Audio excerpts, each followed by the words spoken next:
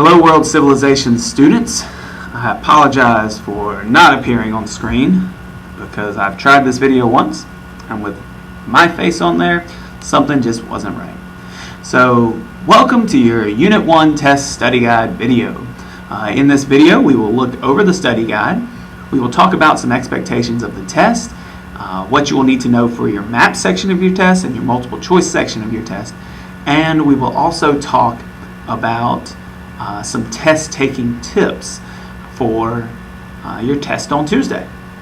It's a lot of T's. So let's get started with the study guide. On your Moodle account, you have this study guide shared with you.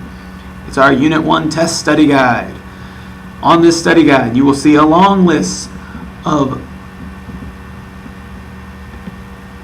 vocabulary, of ideas, of concepts, of terms that you need to know, and some things that you'll need to be able to locate on a map.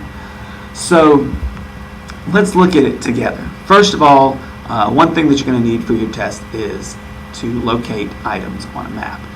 You need to know the four locations of the four cradles of civilizations and their rivers. You'll also need to know the continents and oceans and major seas that you did on the map that you created in class. So let's go take a look at what I'm asking. Here is a map of the continents and oceans. The four oceans that you need to know: the Pacific, the Indian, the Atlantic, and the Arctic. Also, there's a fifth ocean that scientists now have begun talking about. It's the Southern Ocean. It's sort of like Pluto not being a planet. It's there, but it's not always taught in school. You're going to need to know the main oceans that we're going to be studying in this class: Pacific, Atlantic, and Indian. You do need to know all 7 continents, though. North America, where we live; South America; Africa; Europe; Asia; and Australia. Europe and Asia, while being one landmass, are actually separated by a mountain chain called the Ural Mountains. You also need to know the river valley civilizations. So let's look at them now. You have Mesopotamia, or the Fertile Crescent, on the Tigris and Euphrates rivers.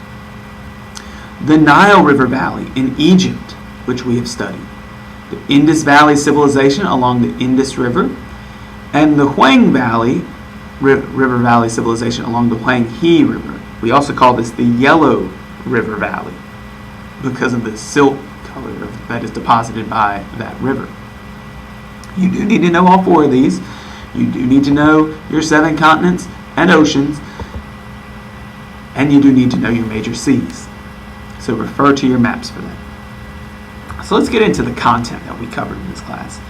First of all, we covered the Neolithic or agricultural revolution, where we talked about what makes a civilization and why civilizations developed after the invention of farming. We studied the Neolithic era, which was kind of the new Stone Age. It's also where we see the beginnings of agriculture. Once people learn to farm and start producing food surpluses, people can do other jobs and concentrate on other jobs, and then concentrate on religion, and concentrate on making bronze tools and later iron tools. So we see rapid advancements in human civilization, especially in our 4 cradles of civilization. There were a couple other civilizations that we talked about, the Olmec and Chavin, and we'll return to those later in this course. When studying Mesopotamia, we learned about Hammurabi's Code. With Hammurabi's Code, we were learning about our rules and procedures, but that is a primary source document that came from the Babylonians. So you will need to be able to recognize that. You need to know about the Tigris and Euphrates, about their religion around the ziggurats. So make sure you review that vocabulary. Also, you did a chart on the contributions of the empires in Mesopotamia. So refer to that chart. You don't need to memorize it, but you do need to make sure that you can recognize those contributions of different empires, and that's the importance of that in Mesopotamia. For Egypt, refer to your vocabulary and also the structure, social structure, including the roles of women. For pyramids and mummification, that's going to be a lot to do with the afterlife, our beliefs in the afterlife. So make sure that you go back to your notes from the video on Egypt. back up to the top. The Indus River Valley Civilization.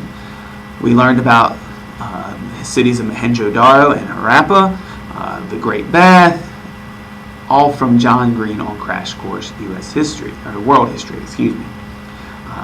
So refer to your notes that you completed with that video. We also learned about the Aryan invasion and the caste system. So make sure that you go back and look at the diagram you created of the caste system. You need to know all 5 levels of that caste system: Brahmin, Kshatriya, Vaisya, Sudra, and Untouchables. We then studied about Hinduism and Buddhism, where you need to look at the basic beliefs and vocabulary from that section, but also mainly know your similarities and differences between Hinduism and Buddhism. Refer to your Venn diagram for that. That will be an important document to study. And we had gone over that in class, so hopefully you filled it out in full. Lastly, the roots of Judaism and the Kingdom of Israel. Go back to your video on this. Also, look at your vocabulary from this section. Make sure that you know how the Kingdom of Israel came to be and how it split into 2 and eventually was defeated by the Assyrians and Babylonians. Also, make sure that you review the basic beliefs of Judaism. You also did a project on this. On Friday, you presented this project. So refer to the notes that you took from that project and the notes that are shared with you. The test format will be multiple choice and a map. Multiple choice will be worth somewhere between 80 and 90% of the test. I usually ask somewhere between 25 and 40 multiple choice questions on my tests. Your map will be worth 10 to 20%, and you can look to label maybe 10 to 15 items on that map. So what are the test tips that I promised you? Well, here they are. Mr. Lassiter's 5 test tips. First, study before the test. It isn't a myth. Studying actually helps. Second, read your entire question and look for keywords to find out what is asked. See if you know the answer before looking at the answer choices. If it's a vocabulary term or a low-level question, you may know it off the top of your head. Keep in mind that looking at keywords might look something like this. All of the following are reasons why the Egyptians mummified corpses except blank. Well, if it says except, that means that 3 of the answer choices will be reasons they did mummify corpses, and 1 will not be. The one that does not fit will be the answer. Number 3, read all the answer choices. You never know when you find an all of the above or both A and C. While it may not be the correct answer, it will prevent you from being a little right instead of all right. Keep in mind that you want to read every answer choice because the best answer is the correct answer, not necessarily the one that just happens to be true. It has to fit with the question. Number 4, if you're really struggling with the question, feel free to skip it and move on. You never know when your memory will come back to you. Maybe an answer choice in a later question will jog your memory about what you thought you knew about the Indus River Valley Civilization. And lastly, check your answers. Check over them, check them again, make sure that you got them exactly how you want them. Make sure that you've answered all the questions that you skipped during the test, because if you don't get those, that's an automatic missed question. There's no point for not answering a question. That's all, guys. I hope you have a wonderful Labor Day weekend. I hope you watch lots of college football. I hope you pull for the Notre Dame Fighting Irish. And I hope that you come ready and prepared for your test on Tuesday. Have a wonderful weekend.